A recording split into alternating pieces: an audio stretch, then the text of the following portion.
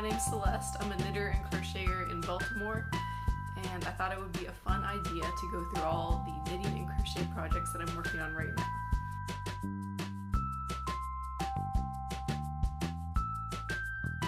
Alright, I'll start from least to most favorite. The first one, I would say, least favorite, is this hexagon blanket that I started right before I fell out of love with acrylic yarn. So I have all these hexagons. I think I made it about halfway through all of the shapes before I just had an epiphany. I was like, I've been doing this fiber art thing for about a decade, and why am I still using like yarn that feels like not comfortable to make with my hands? Like, what am I doing, you know? So ever since then, I've been on a sort of quest to find like affordable and hopefully like ethically sourced natural fibers. My second least favorite project, maybe I shouldn't be doing it like that, is this baby blanket. Michelle, if you're watching this, I'm so sorry. I really don't like working on it, but I will try to finish. It's for my cousin, for a friend's baby, and I have hit a standstill and I do not want to work on it anymore, so I just kind of have to bite the bullet and keep going at some point. It is acrylic, but it's so soft that you can I can tell myself it's cotton, and it doesn't really bother me as much as the sort of, I think it's Big Twist by Joanne that the blanket is made out of. Alright, this one I cast on just yesterday.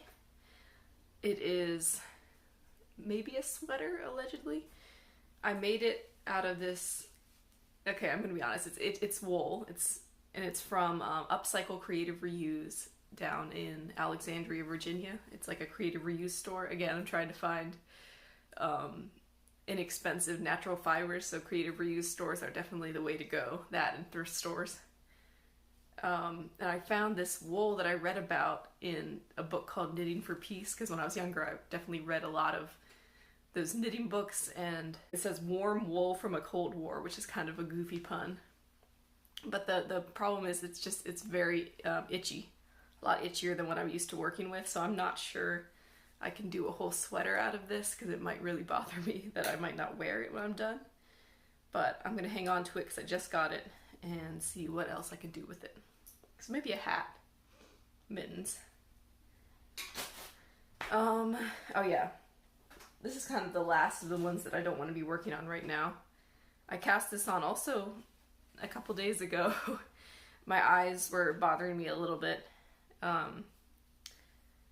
And I cast on something I can just knit with my eyes closed, which is this really chunky like lap blanket with, I think it's called K&C Cozy Wool from Joanne. Again, that's another reasonably priced mixed blend of wool and acrylic. And I can tell myself it's just wool, and I believe it. It's similar in texture to like Wool and the Gang. They're really thick wool, and then the We Are Knitters, they have a really thick wool as well, and it's like similar to this. I want to start like a cardigan out of this type of yarn soon. Just something like ridiculously chunky. It's kind of like high fashion feel to it, you know, like the really thick cardigans with like big sleeves and everything. I've seen those. So I want like a fun multicolored one to make into a cardigan. I think I'll use the same yarn. So that's just kind of something to work on if I'm watching a movie or something like that, or listening to a book. Next would be this sock. I got the yarn from another creative reuse store called Scrap Baltimore, which is my home store here in Baltimore, so it's kind of my favorite. Well, I really do love Upcycle, but it's just not close, and so I know the people at Scrap better, and I finished the first sock already. I know you can do jogless stripes, but I simply didn't. I started out doing jogless stripes. You can kind of see where it's a little more even on the bottom row, but then it looks somehow stretched out the way I do it, so I just decided to have them kind of slightly off on that side, so I can wear that facing the inside of my feet. so they can't see it when I finish the socks. And this is superwash wool. And this is actually the first project that I knitted a swatch for because I wanted to test if it was really superwash. So I knitted a tiny little baby sock square with a little bit of ribbing and some stripes. And I put it through the washer and dryer and it held up. So I was like, all right.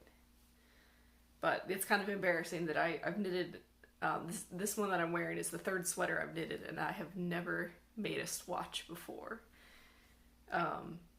In all my 10 or 12 or whatever years of knitting. So I started out, the next project is yet another sock.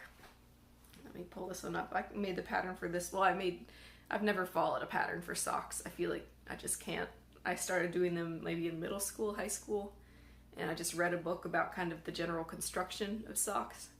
This one's kind of fun. It has some ribbing, and I didn't put any on the back. And then this is the finished one. I have a problem with finishing the second sock, I suppose. So the finished one, I have sort of the knit 3 purl 1 ribbing on just the top of the foot and then all the way around on the top. And I need to find a better bind off to do because it just looks a little messy. And I've never ever done a heel flap. I always do the short row heel. I just learned how to do shadow wrap, which looks a lot neater than whatever the heck I've been doing the rest of the time, which is just really messy German short rows.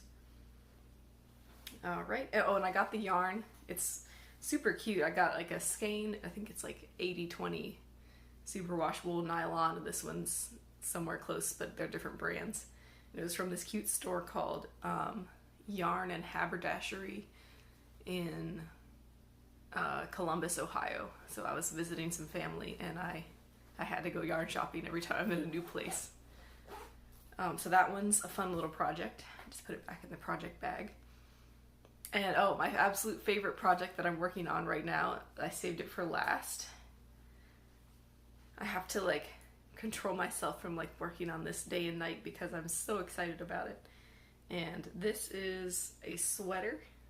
I'm using a drops pattern. I know I've heard some mixed reviews about the sort of ethicalness of their designs because I'm not sure if I heard someone say they might be like taking your like designs from other knitters or like stealing inspiration, so I'm a little worried about that, so I'm going to look into that in the future. But for now I don't make very much money, and so I figured I would start out with one of their patterns because this is also Drops Melody.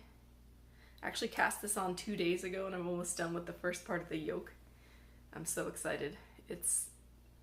I wish I could have anyone watching feel the yarn because it's like the softest yarn that I have experienced in a while.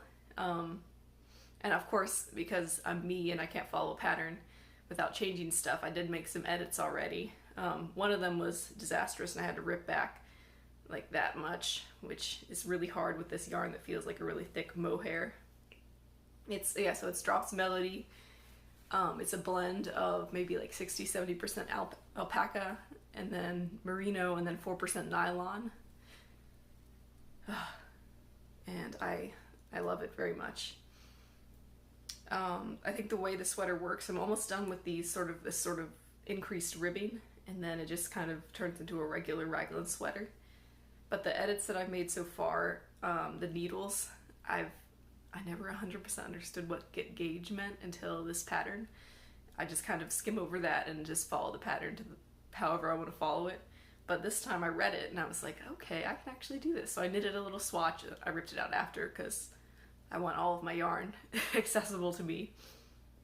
But I knitted a swatch and I realized I got gauge, which I now understand, with smaller needles. So I'm using, the pattern calls for like US size 8s and 10s, and I used 6 and 9. And I actually like that because I saw a lot of the pictures on Ravelry where the neckline was really loose, and I hate loose necklines. So I knitted it in size 6 needles and I'm very happy with the results. And that is the last one. Maybe a different time I'll go through, I have I always have had for like the last decade a finished project bin where I just keep anything that I don't know what to do with that I've finished, where I'm like, I guess I could donate it or give it to a family member, but one of them is like a really nice project, and so I don't know. No, all my family members keep saying, "Oh, well, you have to do something special with this, and you have to keep it because it's so nice." And I'm like, "Well, I'm done knitting it. I don't have anywhere to put it." But yeah, maybe next time I'll go over finished projects because that might be more fun to look at. Although this is more fun for me to look at because I just like working on it. But yeah, this was just kind of a fun thing for me to talk about. And I hope this was also fun to watch. Bye.